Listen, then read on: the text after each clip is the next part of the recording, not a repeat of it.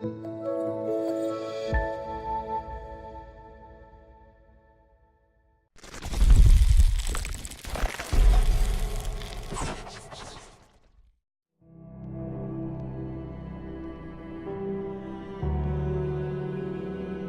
year, the Global Foundation of Public Speaking decided to run 4 conferences and 1 expo to commemorate Global Money Week.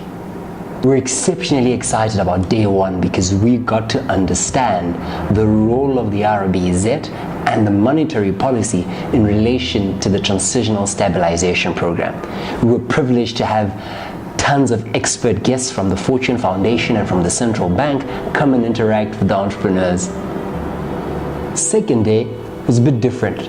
It was more private sector than anything else. The discussions there were absolutely brutal because we were asking ourselves one simple question: how do we remain profitable and sustainable in this volatile economy that Zimbabwe finds itself with? And the sharings there were mind-blowing.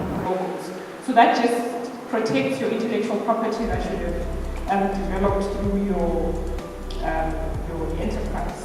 So just to give a bit of relief, so at the moment there's some system integration that's been going on in the background between ZIMRA, the company's office, the banks, the reserve bank, everyone is trying to sort of operate from a single view kind of platform just to make life easier for us consumers of those products, so that when we go to ZIMRA, our bank can just log on to the ZIMRA system, type in maybe your pretty much embraced it. We were looking at profitability and sustainability in a volatile environment. And for me, volatile is not necessarily adverse, but rather we're looking at rapid change. And so when things are continuously changing and rapidly so, we need to be able to adjust and adapt as business people. I was sharing with my colleagues that I could partly answer what we were saying. What are we doing to train others? Like she rightly pointed out, you only train someone who is willing to be trained and who sees value in being trained.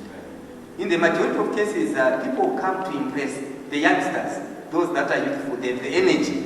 They want to prove that they are capable. But at times, you also want to forgive them by not, putting them down and say, yeah, but you also still need to know. But so the idea.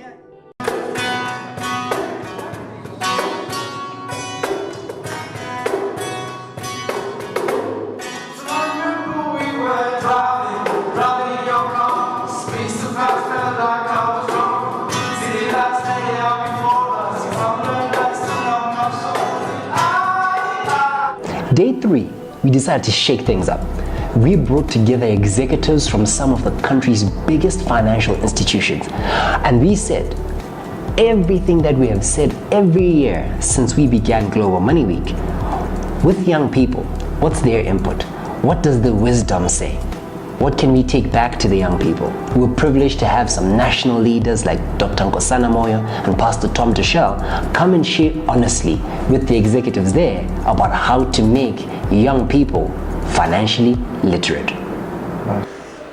I'm told by the people who study these things, who spend their time studying these things, that there are more than 6,900 languages in the world. But in spite of all those languages existing, I'm sure you'll agree with me that there's only one language that we all really speak across the globe.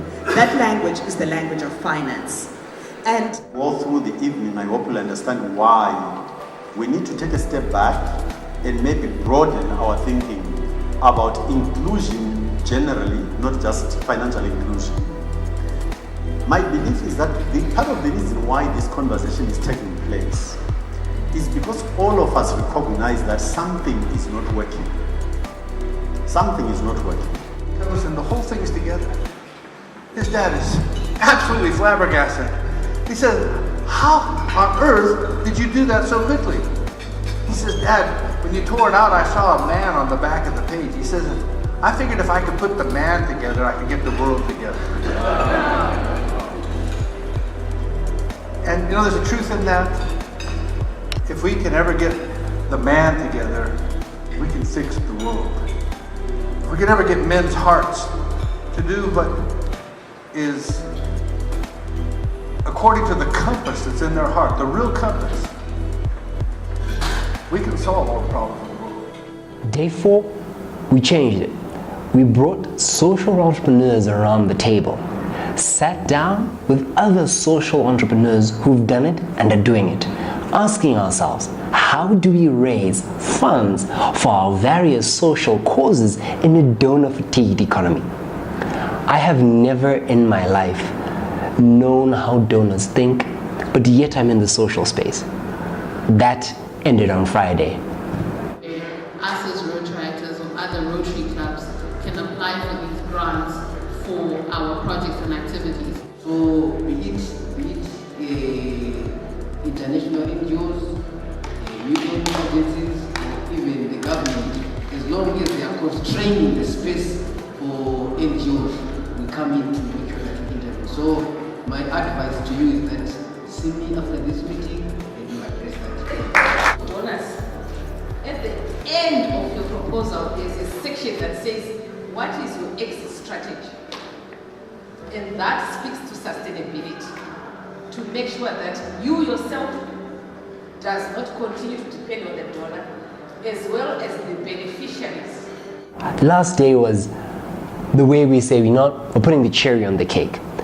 And we opened up to secondary and tertiary students to come and interact with the various financial institutions that supported us the entire week, to ask them, how do they manage to get a career in financial services? What are their employers looking for? And what are their business partners particularly setting their eyes on when they're selecting? And I am proud to say it was a full house.